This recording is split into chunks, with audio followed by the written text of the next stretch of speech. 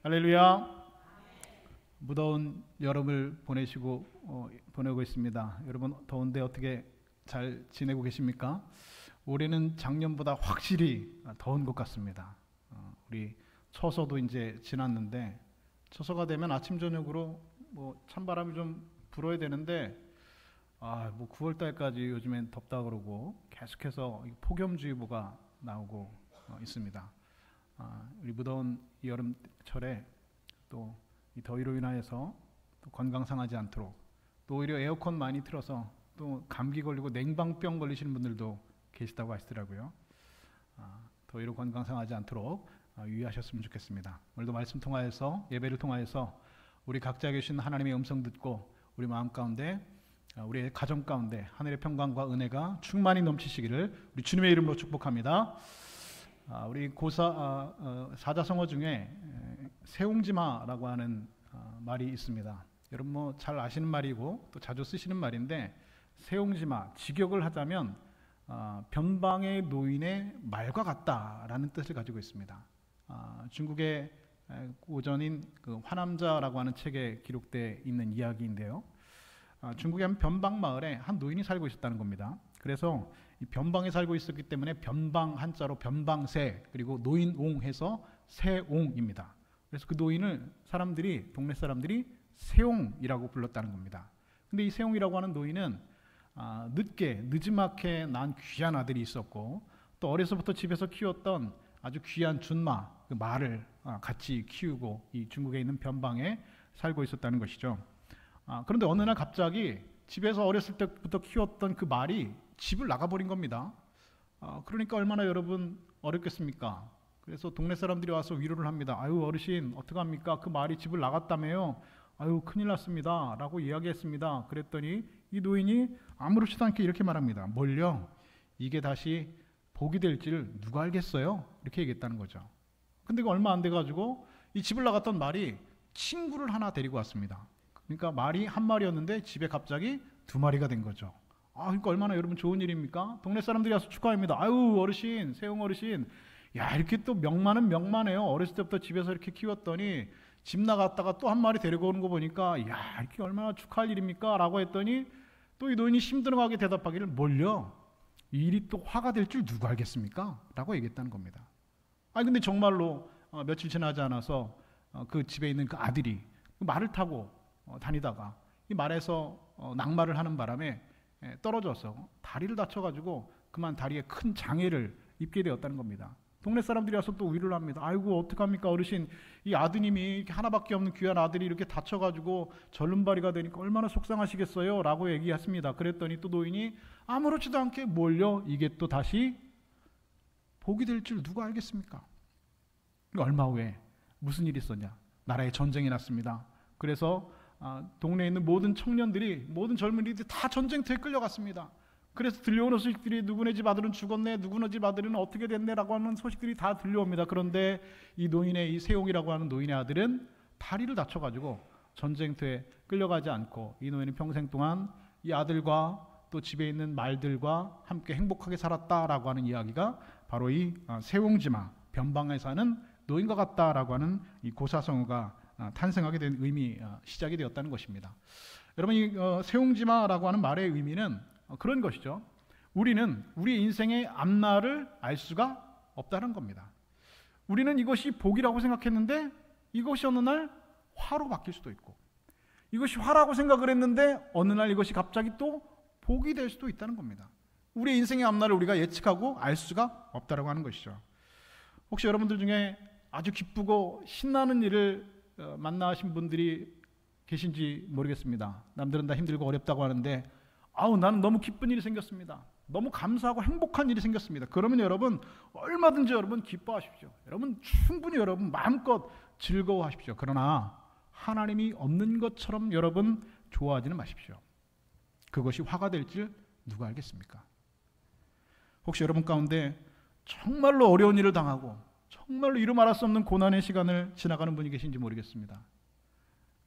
얼마나 힘들고 어렵고 눈물 나는 일이겠습니까? 그러나 그때에 하나님 없는 것처럼 여러분 절망하거나 좌절하지는 마십시오. 하나님께서 은혜 주시면 그 어려움이 또 복이 되는 역전이 일어날지 그럼 누가 알겠습니까? 우리 그리스도인들은 우리의 인생 만사가 모두 하나님의 손 안에 있다라고 믿고 그렇게 고백하고 있는 사람들입니다. 그래서 구약 성경 전도서 기자는 이 사실을 이미 우리보다 먼저 알고 있었다는 것이죠. 그래서 전도서 7장 14절에서 전도서 기자는 우리에게 이렇게 전해주고 있습니다. 형통한 날에는 기뻐하고 곤고한 날에는 되돌아보아라. 이 두 가지를 하나님이 병행하게 하사 사람이 그의 장래일을 능히 헤아려 알지 못하게 하셨느니라. 오늘 우리는 우리의 장래일을 헤아려 알지 못합니다. 하나님께서 형통한 날과 곤고한 날을 우리에게 병행해서 똑같이 함께 주셨다는 겁니다. 형통한 날과 곤고한 날을 병행하게 하셨다 말씀하고 있죠. 나의 인생의 앞날을 미래를 아는 분은 오직 하나님 한 분밖에는 없다라고 하는 것이죠. 우리가 좋다고 너무 들떠서 하나님까지 잊어버리고 살면 안 되지요. 그리고 어렵고 힘들다고 해서 하나님 없는 것처럼 죽을 상을 하고 있을 필요도 없다라는 겁니다. 왜냐하면 하나님께서는 우리의 인생에 형통한 날과 곤고한 날을 함께 병행해서 주신다고 성경에 이미 분명히 우리에게 말씀해 주셨기 때문에 그렇습니다. 그래서 여러분 우리는 성경에서 이와 같은 지혜를 배우는 것이 여러분 매우 중요한 것입니다. 전도서 3장은 또 그래서 우리에게 이런 지혜를 말씀해 주고 있죠. 범사의 기한이 있고 천하만사의 닷때가 있나니 날 때가 있고 죽을 때가 있으며 심을 때가 있고 심은 것을 뽑을 때가 있으며 죽일 때가 있고 치료할 때가 있으며 헐 때가 있고 세울 때가 있으며 울 때가 있고 웃을 때가 있으며 슬퍼할 때가 있고 춤출 때가 있느니라 말씀하고 있습니다. 우리 인생에 다 뭐가 있다고요? 뭐가 있다고요? 때가 있다는 겁니다. 때. 그 하나님의 시간이 있다라는 겁니다. 우리 인간의 시간이 아닙니다. 이것은 우리가 만들 수 있는 시간이 아닙니다. 우리가 창조할 수 있는 시간이 아니고 우리가 낼 수 있는 시간의 영역이 아닙니다. 이것은 하나님의 시간입니다. 하나님의 영역의 시간입니다. 카이로스의 시간입니다. 우리가 관여할 수 없는 하나님의 고유의 그때 하나님의 시간을 말하고 있습니다. 그 시간 안에 하나님께서 뭐라고 말씀하시냐? 오르막이 있으면 내리막도 있다고 말씀하고 있습니다. 환하게 빛나는 맑은 날만 있는 것이 아니라 비가 오고 눈이 오고 구름이 짙게 낀 어둠의 날도 있다라고 하는 것이죠. 산이 있으면 자연스럽게 계곡이 있는 것처럼 우리 인생은 형통한 날과 곤고한 날이 그렇게 함께 있는 겁니다. 그런데 그래도 우리는 형통한 날만 있으면 좋겠어요. 맨날 맑은 날, 밝은 날, 기쁜 날만 있으면 좋겠는 것이 우리 인간의 솔직한 마음이죠. 여러분 중에 나는 힘들고 어려운 일을 그리고 구름 끼고 고통스럽고 비가 오고 눈이 오고 그런 날들이 내 인생에 있었으면 좋겠다라고 여러분 생각하시는 분들이 계십니까? 없죠. 항상 형통한 날만 있었으면 좋겠다. 곤고한 날이 아니라 형통하고 기쁜 날, 맑은 날만 있었으면 좋겠다라고 생각합니다. 하지만 하나님께서는 우리 인생에게 곤고한 날도 함께 병행해서 주셨다고 하는데 여러분 우리가 무슨 말을 하겠습니까? 그것은 하나님의 뜻입니다. 우리가 관여할 수 없는 하나님의 영역의 일입니다. 하나님께서 곤고한 날과 형통한 날을 병행해서 함께 주셨다고 하는데 여러분 우리가 뭐라고 얘기하겠습니까? 기쁜 날, 좋은 날 즐거워하는 것은 당연한 것이고 얼마든지 하셔도 되는 일이고 그리고 누구나 할 수 있는 일입니다. 그리고 쉬운 일입니다. 자연히 즐겁고 기분이 좋아요. 그러나 곤고한 일을 만났을 때 어려운 일을 당했을 때 그것을 극복하는 것은 여러분 아무리 믿음이 좋은 그리스도인이라고 할지라도 결코 만만하거나 쉬운 일은 아니다라고 하는 사실입니다. 그런 말이 있죠.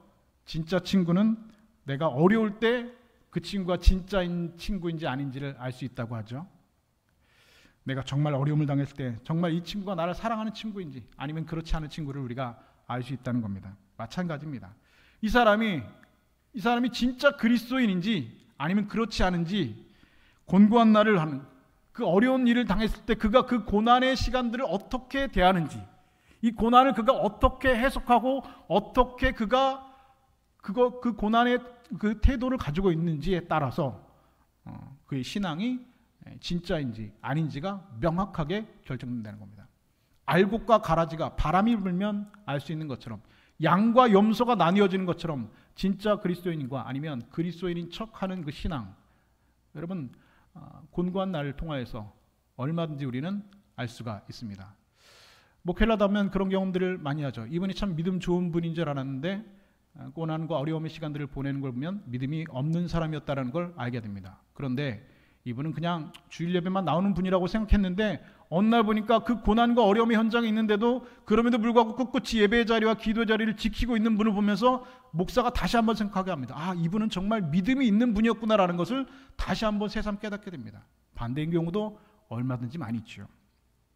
진정한 그리스도인은 고난조차도 하나님의 복의 통로로 만들어낼 수 있고 삼을 수 있는 사람입니다. 사랑하는 여러분, 진짜 친구가 어려움 속에서 드러나듯 진짜 믿음도 곤고한 날에 우리가 증명할 수 있는 겁니다. 형통한 날에는 누구나 감사할 수 있지만 고난의 날조차 그것을 하나님의 복의 통로로 삼을 수 있는 것은 여러분 그것이 참된 그리스도인의 길이 되어집니다. 오늘 우리 모두가 고난의 날 속에서도 또 우리가 찬송했던 것처럼 어려운 일을 당했을 때에도 예수만 의지하는 믿음의 찬송 부를 수 있는 사랑하는 성도들 다 되실 수 있기를 우리 주님의 이름으로 축복합니다. 오늘 우리가 함께 읽은 사도행전의 본문은 1절에서 그때라고 하는 말로 오늘 본문이 시작하고 있습니다. 그때에. 이 그때가 여러분 언제를 말하는 것이냐? 사도행전 5장을 보면 6장을 보면 하나님의 교회가 점점 왕성해지고 그리고 부흥하고 은혜가 충만해질 그때에를 말하는 겁니다. 교회가 성장하고 부흥하고 그리고 은혜가 충만해질 때 여러분 제일 여러분 그것이 싫은 사람이 누구일까요? 사탄입니다. 교회가 부흥하고 은혜가 충만할 때 그것을 사탄이 교회가 잘 되는 것을 보지 못해서 장난질을 하고 어려움을 준다는 것이죠. 어떤 어려움인가? 오늘 보니까 이번에는 이 헤롯이라고 하는 그 사람을 통해서 교회에 이루 말할 수 없는 핍박과 박해를 가하게 된다는 겁니다.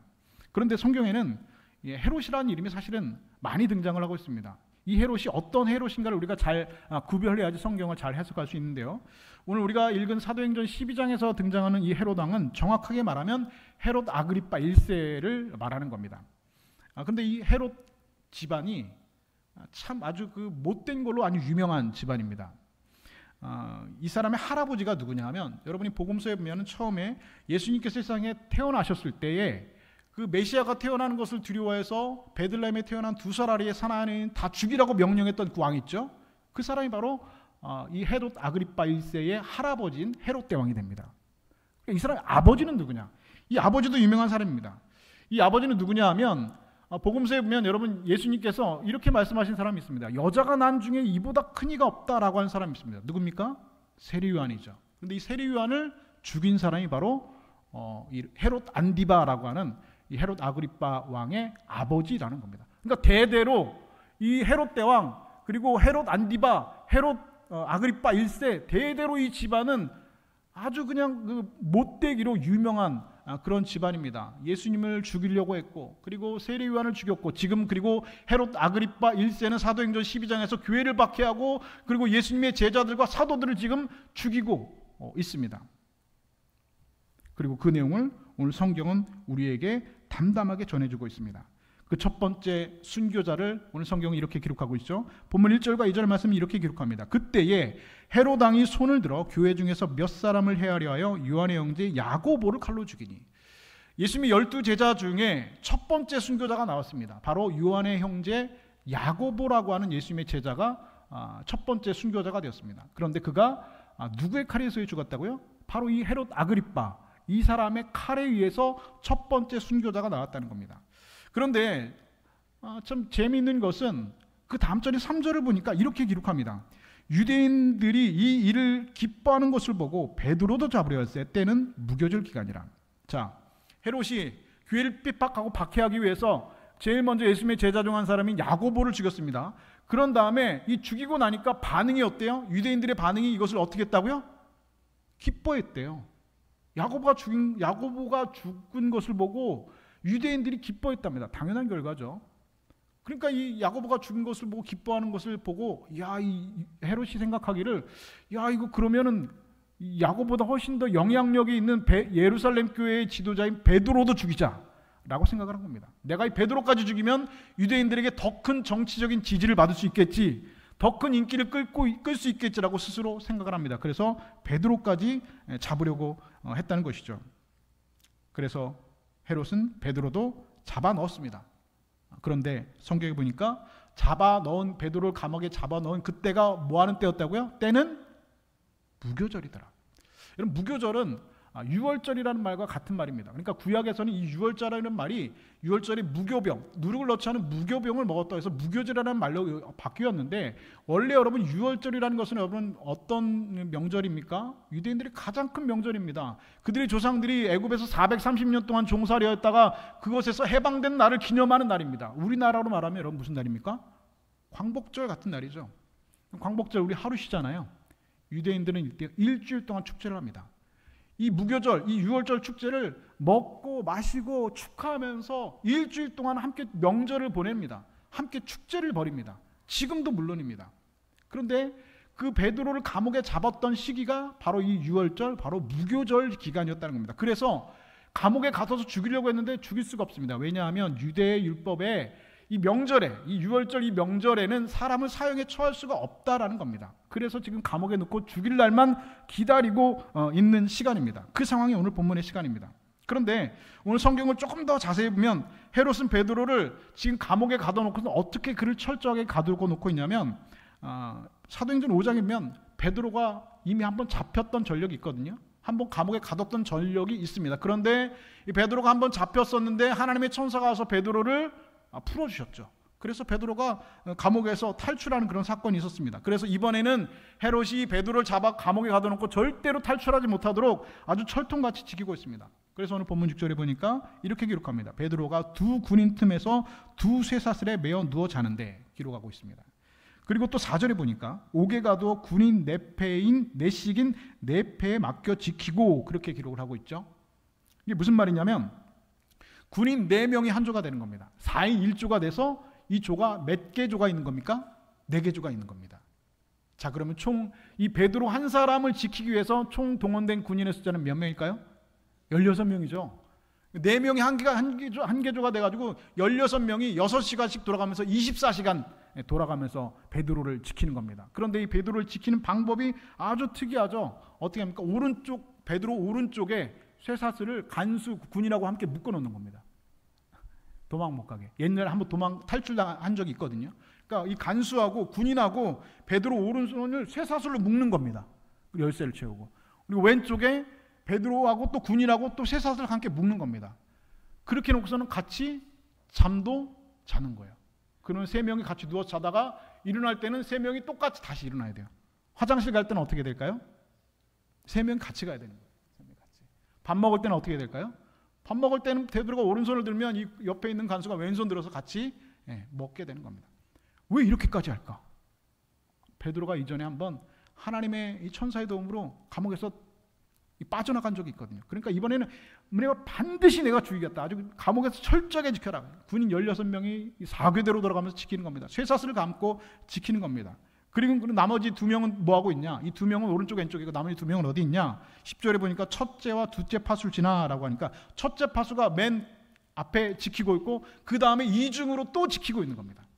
그러니까 아주 그냥 이런 정도로 지킨다는 것은 절대로 이 베드로를 감옥에서 놓치지 않겠다라고 하는 의지죠. 자, 그럼 그림을 그려보시죠. 오른쪽 왼쪽에 쇠사슬로 베드로를 군인들과 함께 묶어놨습니다. 그리고 2명이 그 감옥 밖에 겹겹이 이중으로 지키고 있는 상황입니다. 이 정도면요, 여러분 탈옥할 수 있나요? 탈출할 수 있나요?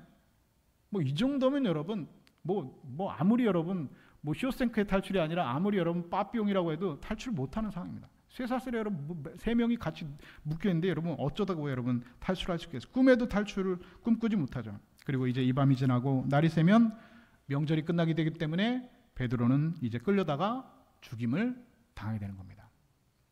그런데 그 어려운 때에 이 절체절명의 시간에 교회와 베드로가 이 어려운 때를 어떻게 이겨냈다고 성경이 말하고 있습니까? 먼저 교회가 어떻게 했다고 말하고 있냐니 본문 5절을 보실까요? 5절은 이렇게 기록합니다. 이에 베드로는 옥에 갇혔고 교회는 그를 위하여 간절히 하나님께 기도하더라. 교회가 뭐 했다고요? 기도했답니다. 누구를 위해서요? 베드로를 위해서 기도했다는 겁니다. 베드로를 위해서 교회가 간절히 하나님 앞에 기도했다는 겁니다. 12절에도 보니까 이렇게 기록합니다. 깨닫고 마가라는 요한의 어머니 마리아의 집에 가니 여러 사람이 거기에 모여 뭐하고 있더라? 기도하고 있더라.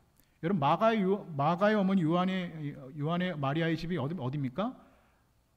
여기가 바로 여러분 성령 받은 데죠. 마가의 다락방입니다. 거기에 모여서 베드로를 위해서 거기에 모인 사람들이 또 기도하고 있더라 라고 기록을 하고 있습니다.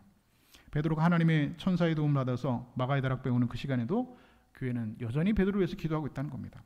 여러분, 결국 기도가 여러분 열쇠가 되어졌다는 것이죠.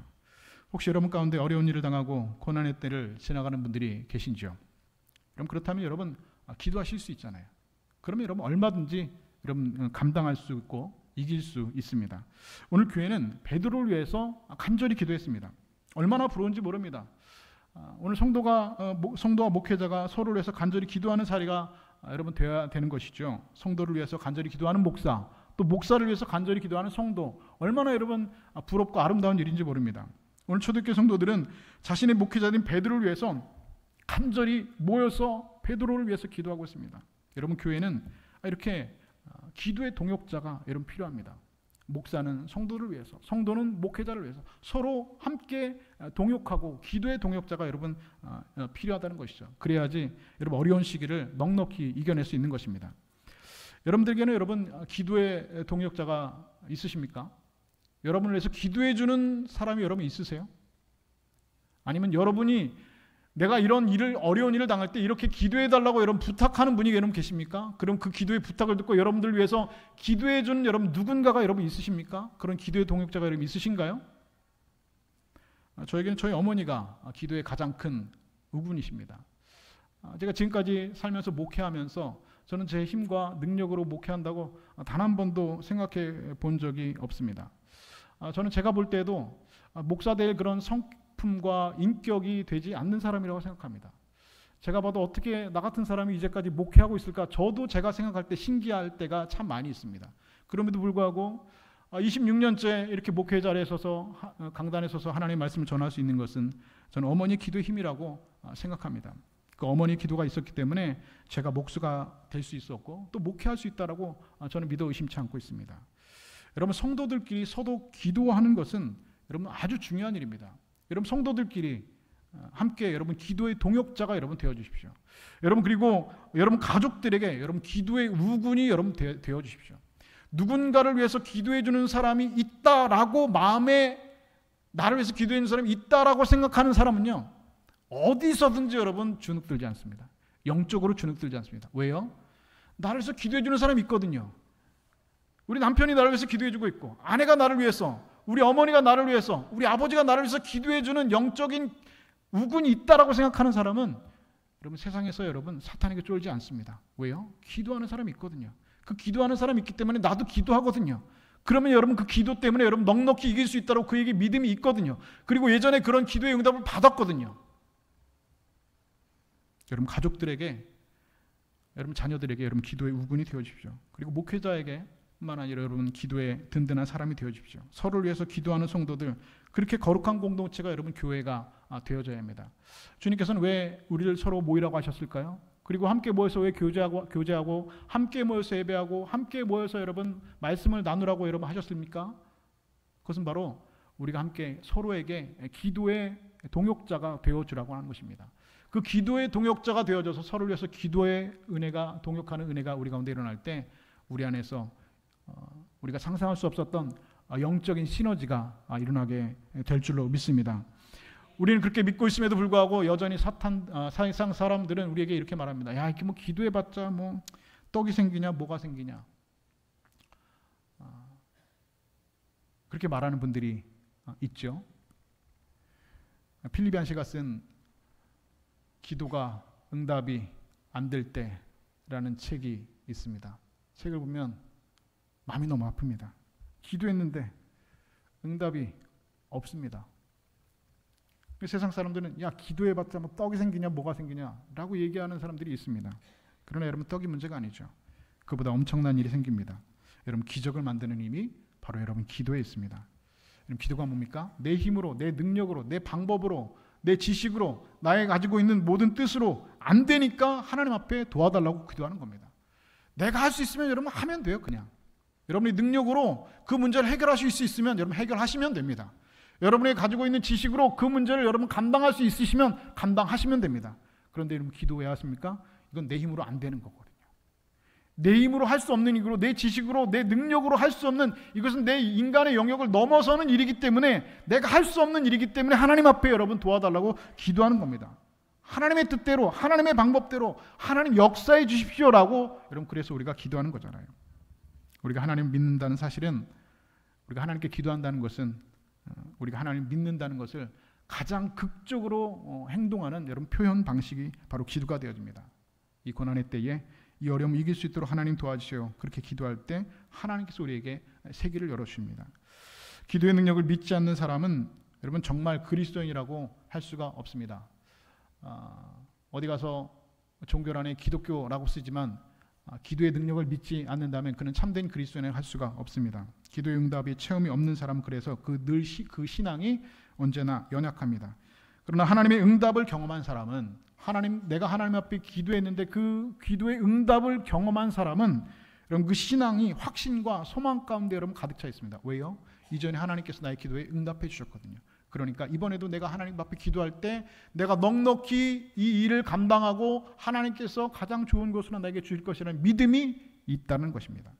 여러분 오늘 5절 말씀에 교회는 그를 위해서 간절히 하나님께 기도했더라 했습니다. 여기서 간절이라고 하는 부사는 그냥 우리가 밥 먹을 때 하는 기도, 잠자기 하는 그런 기도가 여러분 아니잖아요. 모든 성도들이 내일이면 죽게 될 우리 목회자 베드로를 향해서 간절한 마음이 솟아난 겁니다. 마치 예수님께서 겟세마네 동산에서 피와 땀이 되도록 그 제자들을 위해서 기도했던 그 간절함, 마치 그 야곱이 야복 강가에서 하나님 앞에 그 한돛뼈가 위골되는 줄도 모르고 기도했던 그 간절함, 마치 엘리야가 하나님 앞에 그 다리 사이에 머리를 처박아 놓고서 하나님 앞에 기도했던 그 간절함, 그 간절함의 기도가 하나님의 마음을 움직이는 겁니다. 그리고 하나님께서 그 마음을 움직이셔서 하나님의 일들을 그 인생 가운데 행하여 주시는 겁니다. 여러분 그 고난의 문제도 넘어서게 하는 능력이 간절함의 기도에 있습니다. 간절함의 기도. 여러분 교회가 기도한 내용이 오늘 본문에 나와 있지는 않죠. 뭐라고 베드로에서 기도했지는 그 내용이 기록되어 있지 않습니다. 그럼 뭐라고 기도했을까요? 교인들이 베드로를 위해서 뭐라고 기도했을까요? 감옥에 갇혀 있는 베드로를 위해서, 하나님 우리 베드로 목사님 예전에도 감옥에서 빼주셨으니까 이번에도 감옥에서 빼주시옵소서라고 기도했을까요? 저는 그렇게 생각하지 않습니다. 하나님 이제 이 밤이 지나면 우리 목회자 베드로가 이제 순교의 자리에 서게 됩니다. 그 자리에 서서라도 하나님을 향한 그 믿음과 소망과 확신을 잃지 않도록 하나님 힘을 주시고 용기를 주시옵소서라고 기도했을 거라고 저는 생각이 되어집니다. 여러분 기도하실 때 하나님 제 인생에 고난이 없어지게 해주세요 라고 여러분 기도하십니까? 하나님 저는 어려운 일을 안 만나게 해주세요 라고 하나님 앞에 기도하십니까? 하나님 저는 맨날 형통한 일만 있게 해주세요 라고 여러분 기도하십니까? 내 자녀가, 내 손주가 하나님 꽃길만 걷게 해주세요 라고 여러분 기도하십니까? 어떤 분 카카오톡을 이렇게 우연히 이렇게 보게 되었는데, 우리 교인은 아닌데 그분이 교회 다니는 분인데 기독교인인데 거기 그 카카오톡 프로필에다 그 말을 썼는데 그 뭐라냐면 항상 꽃길만 걷자 이렇게 돼 있더라. 꽃길만 걷자. 그럼 꽃길만 걸을 수 있나요? 여러분 자녀가 꽃길만 걷길 원하십니까? 여러분 사랑하는 손자가 꽃길만 걸으셨으면 좋겠어요? 그 얼마나 비성경적인 얘기입니까? 하나님께서는 곤고한 날과 형통한 날을 병행해서 주신다고 했는데 꽃길만 걷게 해주십시오. 이거는 정말 비성경적인 길입니다. 꽃길만 걸어서 여러분 사람 되겠습니까? 사람 노릇 못하죠. 꽃길만 걸어서 여러분 성도가 되겠습니까? 아니요. 불가능한 일입니다. 여러분 기도하실 때 하나님 고난이 없어지게 해주세요. 꽃길만 걷게 해주세요. 그렇게 기도하는 것이 아닙니다. 하나님 곤고한 날도 그리고 형통한 날도 우리에게 병행하셨으니 하나님 그런 일을 만날 때에도 어려운 일을 당할 때에도 하나님 그 일을 넉넉히 기도함으로 이겨낼 수 있는 힘을 주십시오. 용기를 주십시오. 믿음을 주십시오라고 여러분 기도하는 것이 여러분 맞는 것이죠. 에베소 3장 20절에 보니까 하나님께서 이런 약속해 주셨어요. 우리 가운데 역사하시는 능력대로 우리가 구하거나 생각하는 모든 것에 더 넘치도록 능히 하실 이에게라고 말씀하고 있습니다.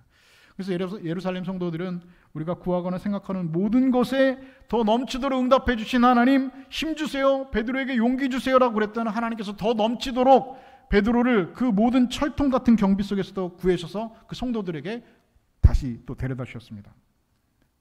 여러분, 기도하며 하나님 앞에 맡긴다는 것은 자기는 아무것도 안 하고 하늘만 바라보고 있는 것이 여러분 참된 기도일까요? 그렇지 않습니다.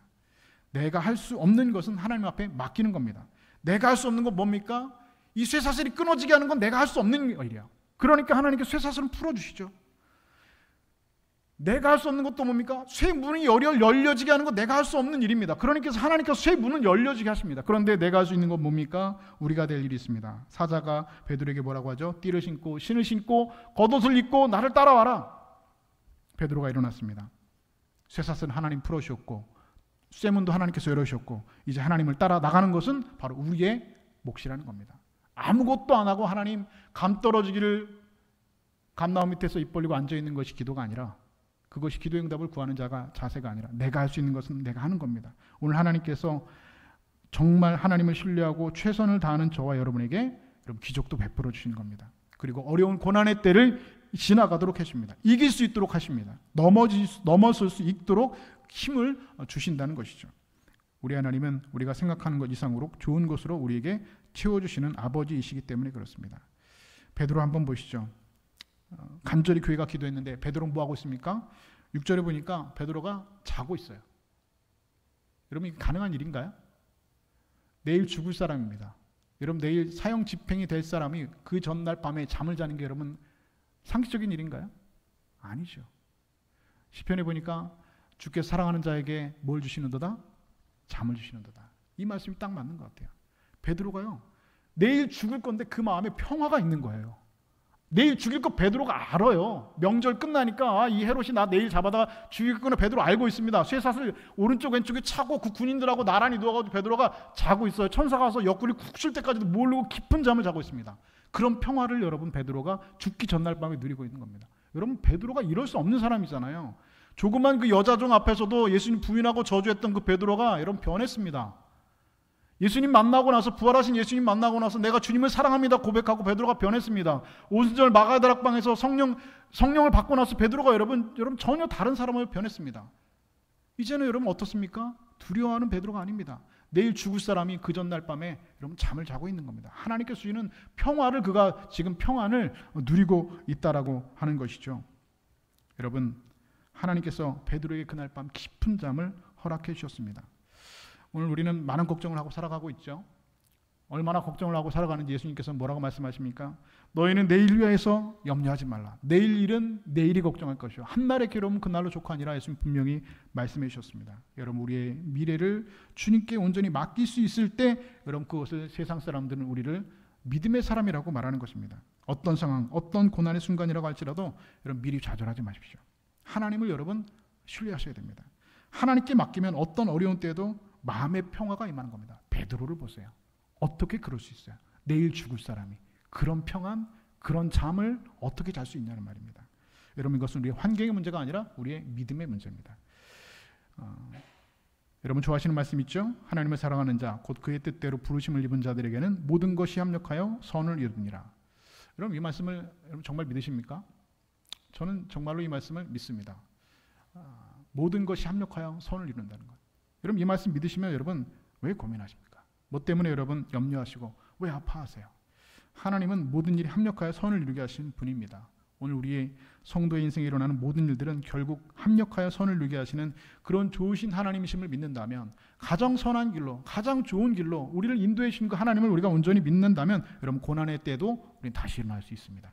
여러분, 잠시 마음이 아프고 어렵고 힘들 수는 있습니다. 그러나 그것 때문에 절망하지는 않습니다. 그것 때문에 낙심하지 않습니다. 그것 때문에 넘어지지 않습니다. 왜 그렇습니까? 하나님을 향한 믿음이 있기 때문에, 하나님을 신뢰하기 때문에, 가장 좋은 것으로, 가장 선한 것으로 합력한 선을 이루신 하나님 믿기 때문에 우리는 여러분 넘어지거나 절망하지 않는다는 것이죠. 여러분, 이왕 하나님 믿기로 작정하셨다면 여러분 정말 하나님께 모든 걸 맡겨보시죠. 철저하게 하나님만 여러분 정말로 믿어보시죠. 그냥 믿는 척, 믿는 둥 마는 둥 하지 마시고 진짜 하나님께 여러분 진짜로 맡기고 진짜로 한번 믿어보시죠. 그분이 어떻게 하시는지 한번 보시죠. 그 감옥의 어려운 환경을 이겨낸 베드로가 그 후에 베드로의 그 서신서에서 이렇게 우리에게 전해주고 있지 않습니까? 베드로전서 5장 7절을 보면 이런 구절이 나와요. 너희 염려를 다 주께 맡기라. 이는 그가 너희를 돌보심이라. 할렐루야. 베드로는 전부 다 맡겼습니다. 목숨도 맡겼습니다. 복음을 위해서 내가 죽어도 좋습니다. 죽음은 영광입니다. 그러니까 우리 하나님께서 그를 어떻게 하셨다고요? 돌봐 주셨습니다. 그리고 그 고백을 베드로는 베드로전서에서 그가 너희를 돌보심이라라고 그의 신앙의 고백을 간증처럼 서신서에게 여러분 기록하고 있다는 것이죠. 여러분 그리스도인들은 고난을 당할 때 이것이 나를 성숙하게 되는 하나님의 뜻은 아닌지 되짚어봐야 됩니다. 고난은 그 사람을 깊이 있게 만드는 신비한 약과 같습니다. 고난을 겪고 그것을 극복한 사람은 그 생각이, 그 마음이, 그의 인격이, 그의 영성이 여러분 깊어지고 넓어지게 되는 것이죠. 이럴 때 고난은 하나님의 축복이 되어집니다. 마치 바울 사도가 고난받은 것이 내게 유익이다 라고 고백할 수 있는 수준이 되는 것입니다. 여러분 고난받은 것이 내게 유익이라고 고백하실 수 있으신지요? 고난받은 것이 내게 유익이라고 고백하실 수 얼마든지 여러분도 있으십니다. 고난의 강 건너지 않고는 성숙이라는 땅에 여러분 결코 다다를 수 없습니다. 고난이 아프지만 나를 깊어지게 하고 하나님의 사람으로 성숙시키는 그런 축복이 되어지고 유익이 되어집니다. 그래서 여러분 전도서 기자가 말한 것처럼 하나님께서는 형통한 날과 곤고한 날을 병행해서 우리에게 주셨습니다. 그리고 그것이 마치 날줄과 시줄처럼 엮어서 만들어진 옷이 바로 여러분들이 입고 있는 바로 인생이라고 하는 우리의 옷이라고 하는 것입니다. 사랑하는 여러분, 오늘 저와 여러분이 과연 주어진 삶에 통하여서 하나님 앞에 고난을 통해서 얼마나 하나님 앞에 감사할 수 있는지는 우리의 신앙의 바로미터가 되어집니다. 하나님께서 우리에게 분명히 말씀하셨습니다. 범사에 감사하라. 이는 그리스도 예수 안에서 너희를 향하신 하나님의 뜻이니라 말씀하고 있습니다. 범사에 감사하는 겁니다. 범사라는 것은 항상이라는 겁니다. 기쁜 날도 슬픈 날도 곤고한 날도 형통한 날도 범사에 하나님 앞에 감사하는 겁니다. 어려운 때 고난의 때 범사에 감사할 수 있는 것은 그의 신앙의 인격 그 깊이가 여러분 그에게 훈련되었기 때문입니다. 여러분 기도할 수 있다면 여러분 절망하지 마십시오.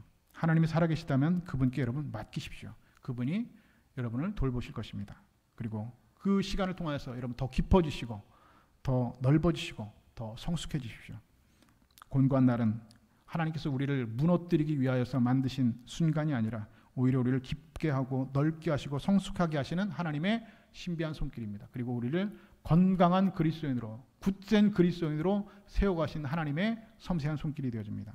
그리고 그 손길은 오늘도 우리의 삶 가운데서 여러분을 감싸고 있는 쇠사슬을 끊어질 것이고 그리고 여러분의 인생을 막고 있는 쇠문을 열어서 베드로를 그 성도들에게 데려다 준 것처럼 우리의 삶의 모든 문제들을 끊어내고 열려지게 하는 하나님의 역사가 우리 가운데도 임하게 될 줄로 믿습니다.